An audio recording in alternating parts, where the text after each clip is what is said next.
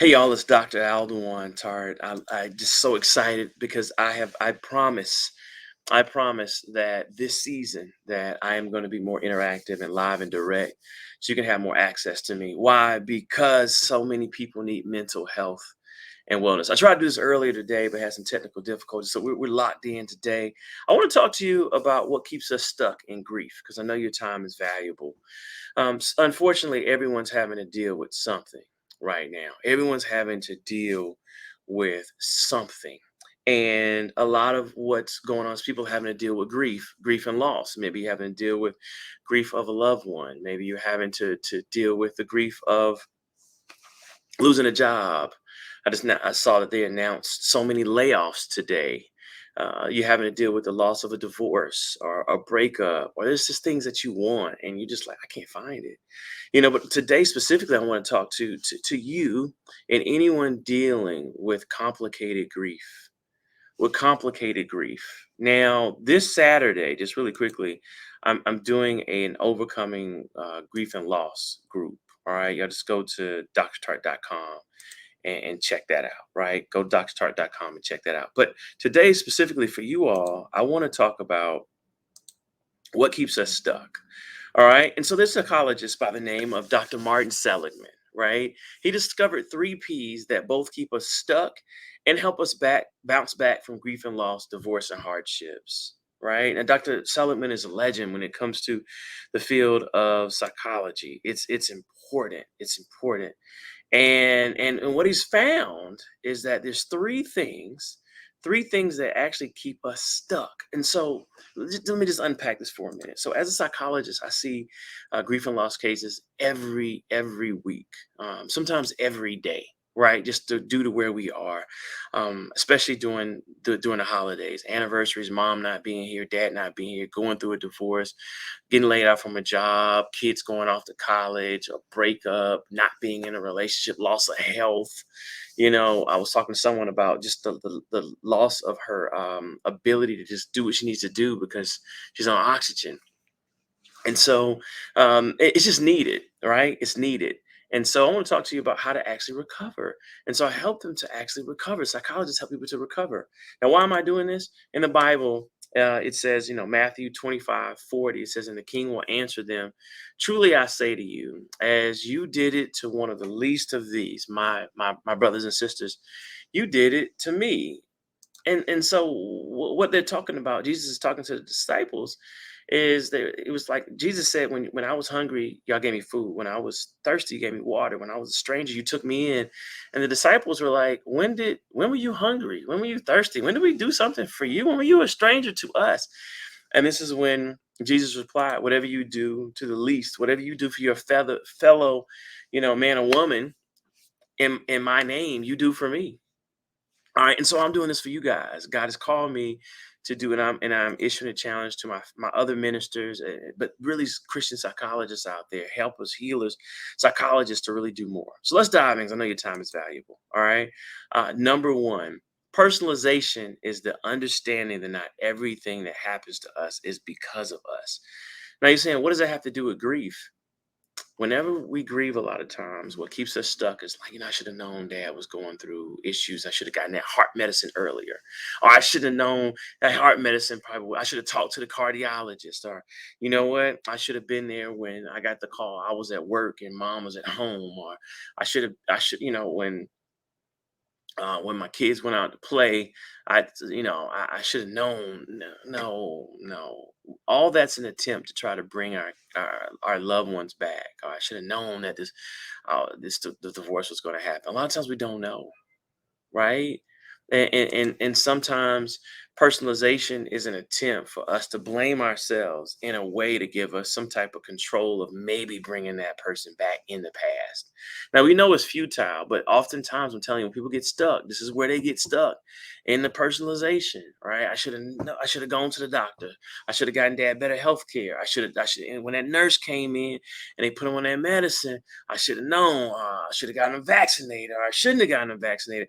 Our brain, when you're talking to you in personalization, your brain goes everywhere.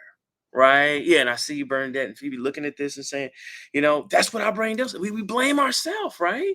I should have known this was coming. And so we have to release ourselves from that personalization, because it's no way we can recover from grief and loss if we're blaming ourselves. All right. That's actually leading us to further depression. Grief is already hard enough. Right, and that's one of the things I'm going to be talking about in the depression group, right? I mean, in this grief and overcoming grief and loss group, is things that we do to make our healing actually more complicated. All right, number two, so I'm gonna get y'all out of here, and I promise, in under 10 minutes. Pervasiveness is the thinking that somehow what's going on globally, or it's going to affect me all areas of my life. All right, it's thinking that an event is somehow now going to globally or specifically affect all areas of my life.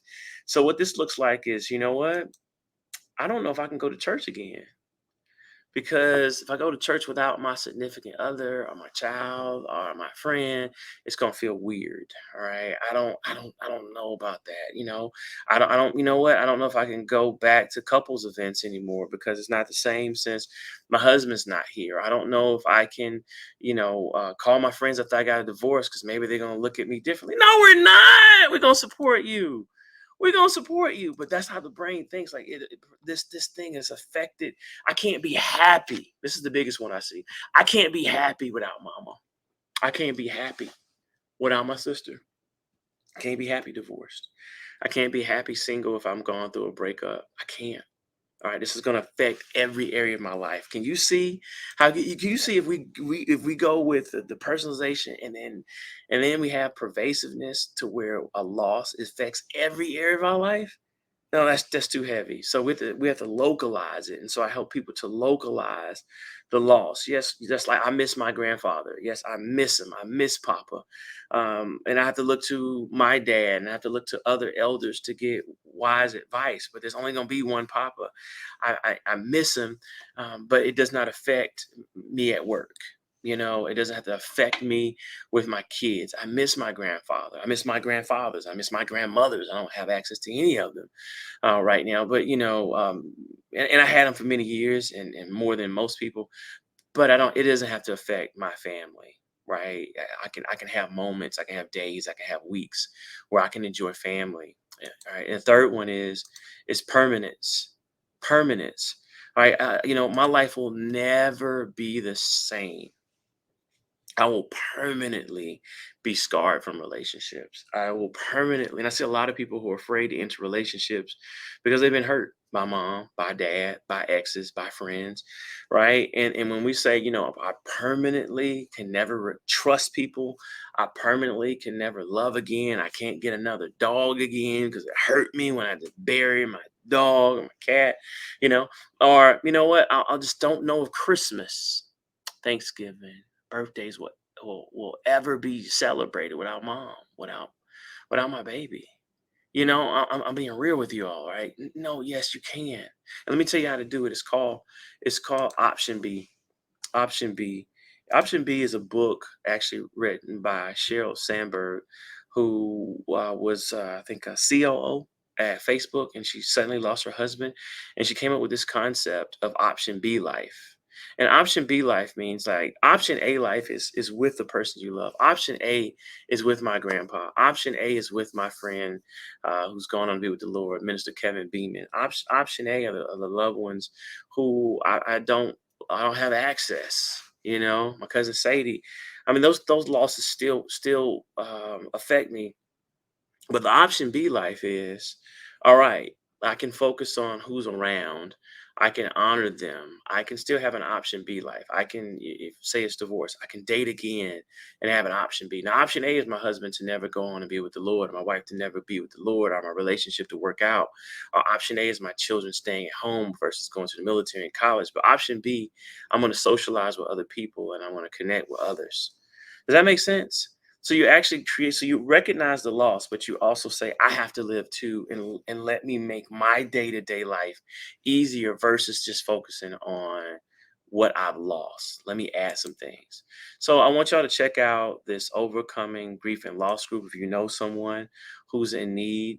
let me know. Just have them go to drtart.com and register. It's going to be this week. I'm going to do many of these, and there's a discount code HEAL to make it affordable. So I hope this helps. I hope this blesses many people. And I want you to recover. I want you to be well. All right. Take care. God bless.